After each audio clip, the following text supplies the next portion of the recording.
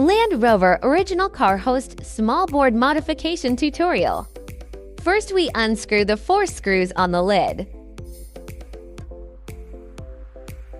Unplug the cable inside. We're going to take out the main board now.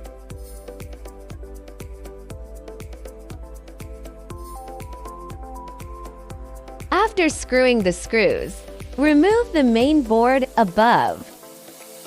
The next step is to take the small main board below. After the 2 main boards of the original car were taken out, we need to replace the main board with our mainframe shell.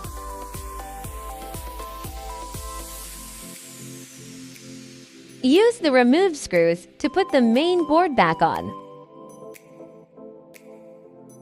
The next is to install heat dissipation silicone. Just stick the heat dissipation silicone on the CPU and put it back on the main board. Screw on.